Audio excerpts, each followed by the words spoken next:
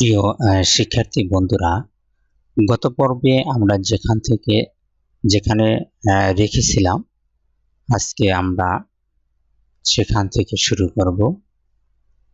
তো গত পর্বে আমরা যে শিখেছিলাম যে এটা একটি আর্টবোর্ড, এটা একটি পেজ বোর্ড। এই পেজ বোর্ডে কোনো কিছু আর্ট করা যায় না। আর্ট করার জন্য আমাদের লাগে হচ্ছে আর্টবোর্ড। আর আমরা আর্টবোর্ড কিভাবে আনবো সেটা কিন্তু আমরা গত পর্বে দেখেছি। তারপরেও আমি আবারও দেখাচ্ছি। আর্টবোর্ড আনার জন্য আমরা গত পর্বে বলেছিলাম যে শর্টকাট একটি উপায় আছে, সেটা হচ্ছে Ctrl+N চাপ দিলে আর্টবোর্ড আসার যে ইন্টারফেসটা সেটা আমরা পেয়ে যাব। এছাড়াও আমরা ফাইল থেকে নিউ গিয়েও আমরা আর্টবোর্ড ইন্টারফেস নিয়ে আসতে পারবো। গত পর্বে আমরা এইগুলো সম্পর্কে বিস্তারিত আলোচনা করেছি। যারা এর আগের টিউটোরিয়ালটি দেখেননি, আমার অনুরোধ থাকবে তারা আগের টিউটোরিয়ালগুলো দেখে এরপরে এই টিউটোরিয়ালটা দেখবেন। তাহলে আপনি ধারাবাহিকভাবে সবগুলো বিষয় জানতে পারবেন এবং ভালো কিছু শিখতে পারবেন। তো এখন আমরা একটা আর্টবোর্ড নেব এবং আর্টবোর্ড নেওয়ার পর আমরা সেই আর্টবোর্ডে কিভাবে আর্ট করা যায়, ডিজাইন করা যায় সেগুলো সম্পর্কে জানব। আর্টবোর্ড সম্পর্কে মোটামুটি প্রিন্ট, ওয়েব, এরপর পিক্সেল, এখানে পয়েন্টস, তারপরে এখানে ইঞ্চি, এগুলো সম্পর্কে মোটামুটি আলোচনা করেছি। এছাড়াও যদি আরো কোনো আলোচনার বা জানার বিষয় থাকে আপনারা কমেন্টস করবেন। ডেসক্রিপশনে আমার নাম্বার দেওয়া থাকবে, লিংক দেওয়া থাকবে, সেখান থেকে আপনি ইচ্ছে করলে আমাকে কল করে জানাতে পারেন। এগুলো কিন্তু এই যে 8GB মোড CMYK, এরপর এখানে হাই রেজলিউশন 300 ppi, 150 ppi, 72 মানে 72 ppi, এগুলো সম্পর্কে কিন্তু মোটামুটি পিক্সেল, এগুলো সম্পর্কে কিন্তু মোটামুটি আলোচনা করা হয়েছে। তো আমরা একটা আর্টবোর্ড নেব। আর্টবোর্ডের নাম দিচ্ছি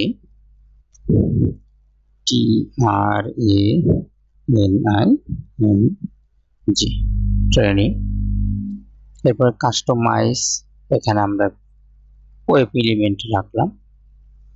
এরপরে এখানে সাইজ হিসেবে ওয়েবের সাইজ এখানে 180 বাই এটা রাখলাম। তারপরে আপনি ইচ্ছে করলে অর্গানাইজেশন ল্যান্ডস্কেপ রাখতে পারেন, অথবা আপনি এটাও রাখতে পারেন লম্বালম্বি ভাবে এবং আড়াআড়ি ভাবে, যেটা রাখতে চান রাখতে পারেন।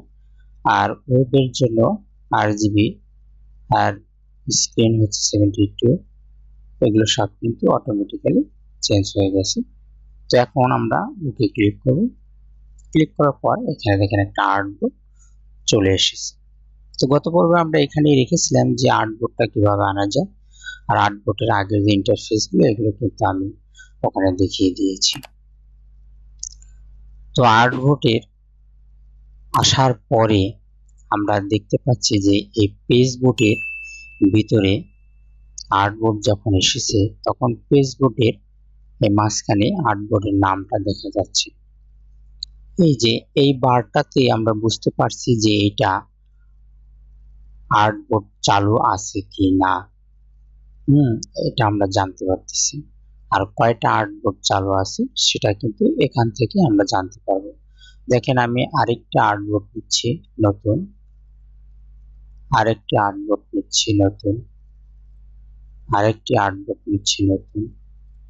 দেখেন এখানে কিন্তু আমরা এই বারেই কিন্তু দেখতে পাচ্ছি যে আমরা কয়টি আর্টবোর্ড ওপেন করেছি। এখানে এই একটি আর্টবোর্ড, এই একটি আর্টবোর্ড, এই একটা আর্টবোর্ড, এই একটা আর্টবোর্ড, এটা কিন্তু আমরা দেখতে পাচ্ছি। আবার যদি একটাও আর্টবোর্ড না থাকে তাহলে কিন্তু শুধু পেজবোর্ডটা থেকে যাচ্ছে। আচ্ছা, এরপর আমরা আবার দেখি আর্টবোর্ড নিয়ে। যে আর্টবোর্ড যখন চলে আসলো তখন কিন্তু এইখানে একটি বার দেখা দিচ্ছে যে আর্টবোর্ডের নামটা সহ, এবং এই আর্টবোর্ডটার যে এখানে যদি নাম দেয়নি সেজন্য নাম আসেনি, এখানে কিন্তু একটা চিহ্ন এঁকে দিয়েছে। তারপরে এটা RGB মোডে রয়েছে প্রিভিউতে। এগুলো কিন্তু এখানে আমরা এই আর্টবোর্ডের ইন্টারফেসটা দেখতে পাচ্ছি। এই আর্টবোর্ড আসার পরে পরে আর্টবোর্ড যখন পেজবোর্ডে একটি আর্টবোর্ড আসবে তখন কিন্তু আমরা মেনু বারের নিচে যে একটি বার দেখতে পাচ্ছি নতুন, এই বারটা নতুন তৈরি হয়েছে। এই দেখেন, আমি যখন আর্টবোর্ডটা কেটে দেব তখন কিন্তু এই বারটা আর থাকবে না। এখন যদি আবার আমি আর্টবোর্ডটা নিয়ে আসি তখন কিন্তু এই যে এইখানে কিন্তু মেনু বারের নিচে কিন্তু একটা বার তৈরি হয়ে যাচ্ছে অটোমেটিক্যালি।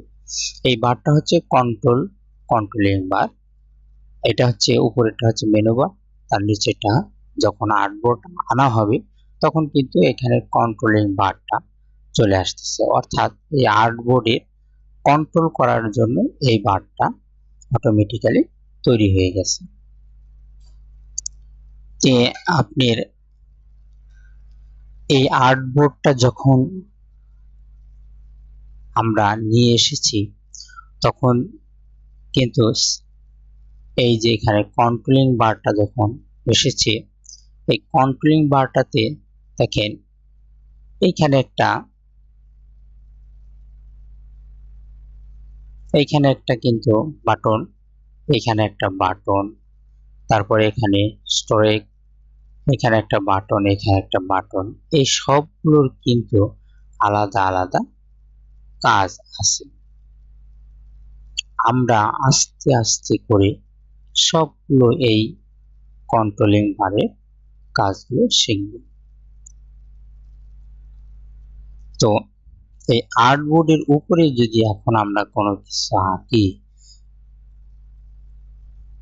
যেমন আমি এরকম করে নিলাম, নেওয়ার পরে আমি এখানে একটা রেক্টেঙ্গেল টুল যেরকম আঁকলাম, দেখেন এই আর্টবোর্ডের উপরে কিন্তু এখন আমরা আঁকতে পারতেছি বিভিন্ন জিনিস, আমরা কিন্তু আঁকতে পারবো। এটা হচ্ছে আর্টবোর্ড। আমরা কিন্তু অনেকগুলো দেখেন যখন যেটা ইচ্ছা আমরা কিন্তু এর উপরে আঁকাতে পারতেছি। সো এই আর্টবোর্ড ছাড়া কিন্তু আমরা আর কিন্তু আঁকাতে পারবো না। এই আর্টবোর্ডটা আছে বলেই কিন্তু আমরা পেজবোর্ডে আমরা জায়গাটা দখল করে নিয়ে সেখানে কিন্তু আমরা আঁকাইতে পারতেছি। কিন্তু যখন আর্টবোর্ড থাকবে না তখন কিন্তু আমরা এখানে আঁকাতে পারবো না। পাশাপাশি কিন্তু এখান দিয়ে আমরা আঁকাতে পারতেছি। আমরা যদি আর্টবোর্ডটা কেটে দিই, কেটে দিলাম, এখন কিন্তু আমরা এখানে আর আঁকাতে পারতেছি না। এর কারণটা হচ্ছে যে আর্টবোর্ডে সাপোর্ট নাই।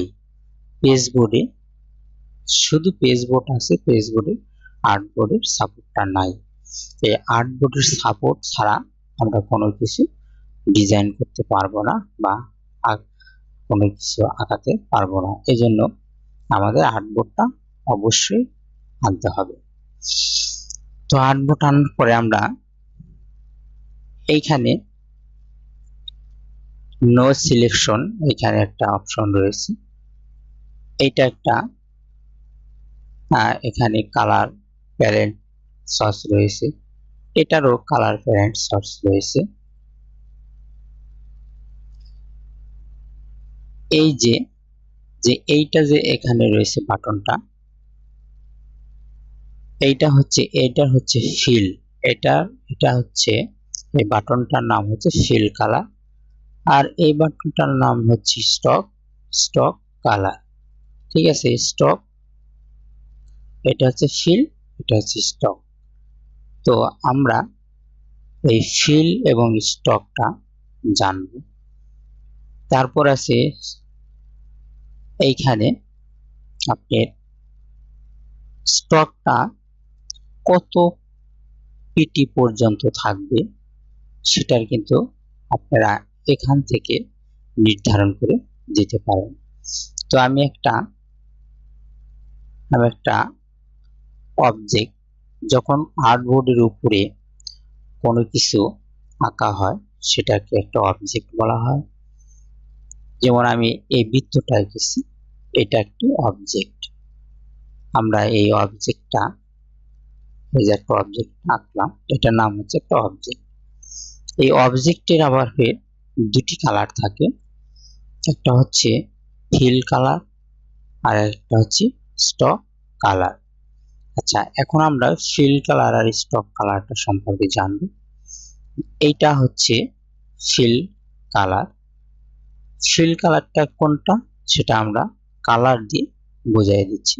এই যে যখন আমরা কালার দিলাম তখন কিন্তু মাঝখানে, সম্পূর্ণ মাঝখানে কিন্তু এটা ফিল হয়ে গেল, পুরা হয়ে গেল কালারটা।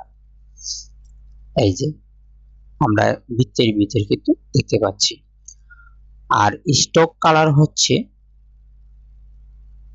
এই ফিল কালারের বাহিরে একটা বৃত্ত দেখা যাচ্ছে, এটা হচ্ছে স্টক কালার। এটা যদি আমরা কালার দিই তখন আমরা বুঝতে পারবো যে আমরা একটা কালার দিলাম, স্টক কালার। এটা কিন্তু স্টকটা বোঝা যাচ্ছে না।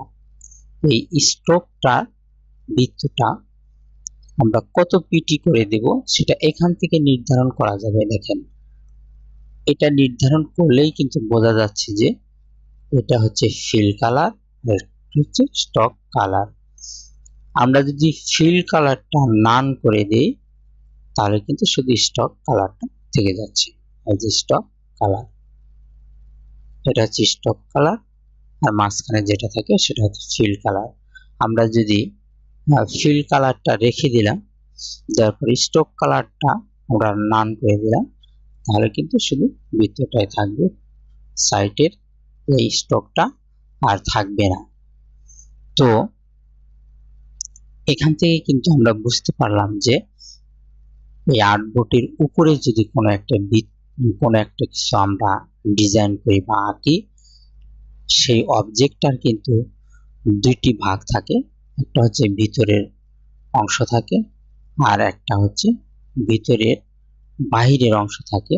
এই ভিতরের যে অংশটুকু থাকে, ভিতরের যে কালারটা থাকে সেটাকে আমরা বলি ফিল কালার, আর বাইরের যে বৃত্তটা ডিজাইনটা থাকে সেটা হচ্ছে স্টক কালার।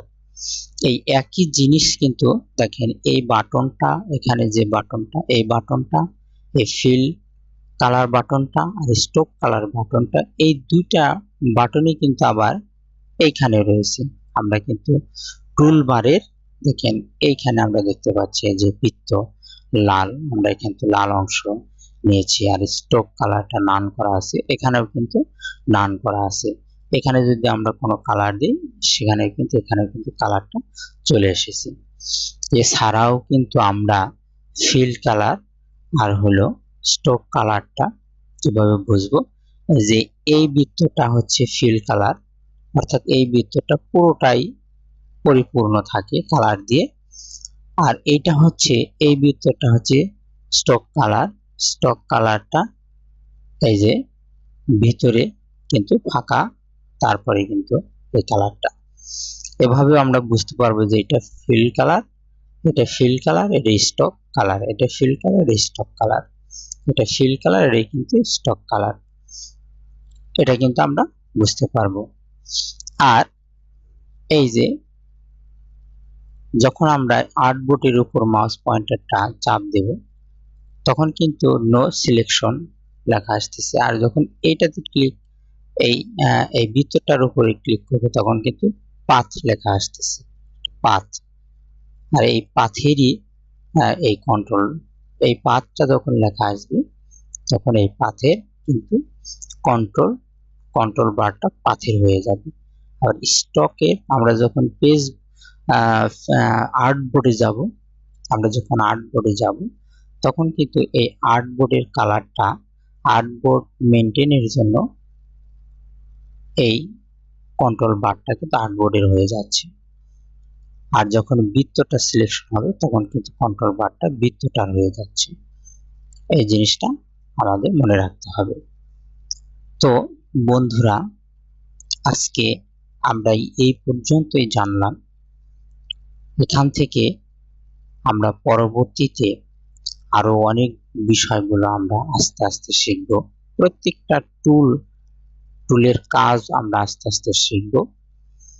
তো বন্ধুরা, যারা আমার চ্যানেলটি এখনো সাবস্ক্রাইব করেন নাই, সাবস্ক্রাইব করে ফেলেন, আর পাশেই থাকা বেল বাটনটি ক্লিক করে আমাদের সাথে জয়েন থাকুন। আমাদের এই ধারাবাহিক টিউটোরিয়ালটা একজন ব্যক্তিকে গ্রাফিক্স ডিজাইন হিসেবে উপস্থিত করবে ইনশাল্লাহ।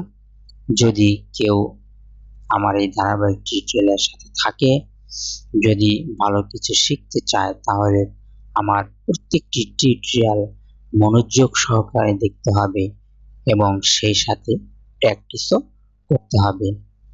তো আজকে এই পর্যন্তই। পরবর্তী টিউটোরিয়াল দেখার আমন্ত্রণ জানিয়ে শেষ করছি। আল্লাহ হাফেজ।